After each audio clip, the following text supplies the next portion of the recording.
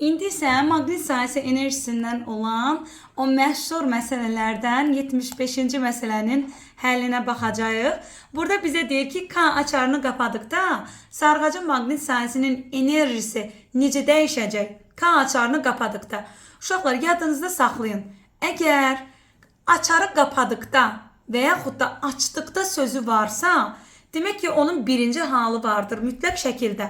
Qapadıqda deyirsə, bilin ki, onun birinci açıq halı var imiş ki, ondan sonra qapıyıblar.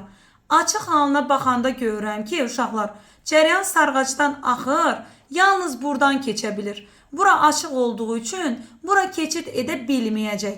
Burada da bizim bir dənə müqavimətimiz qoşulubdur. O zaman mənim ümumi müqavimətim açıq olanda yalnız R-ə bərabərdir. Sonra cərəyan şiddətinin düsturuna görə O bölünsün R düsturundan əgər mənim bir dənə müqavimətim burada varsa, elə bu I bərabərdir O bölünsün R kimi də qalacaq. Bunu bitirdim. Keçirəm indi qapadıqda məsələsinə. Tamam, açarı bağladım. Açarı bağladım. Gəlin burada da açarımızı bağlayaq. Açarımızı bağladıqdan sonra görürəm ki, cərəyan buradan keçər, buradan da keçər, buradan da keçər. Hər iki yerdən keçəcək. Yəni burada bir dənə müqavimətimiz var. Burada da bir dənə müqavimət var. Özdə bunlar bir-birinə necə qoşulubdur? Paralel qoşulubdur, düzdür? O zaman bizim R ümumimiz R bölünsün 2-yə bərabər olmuş olacaq. Keçid edirəm cərəyana. Cərəyanım da U bölünsün R olduğu üçün burada R'in yerinə gətirib qoyuram. U bölünsün R bölü 2, 2 də qalxacaq yuxarıya.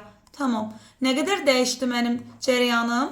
Əvvəl U bölünsün R idi. İndi oldu 2U bölünsün R. Cərəyanım nə qədər dəyişmiş oldu? Cərəyanım 2 dəfə artmış oldu, düzdür? İndi məndən enerjini soruşur axı. V də bərabərdir Li kvadratı bölünsün 2 düsturuna əsasən.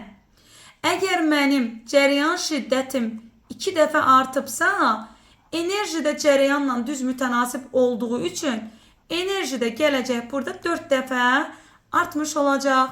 Yəni cavabımız da onda olacaq nə? Y variantı.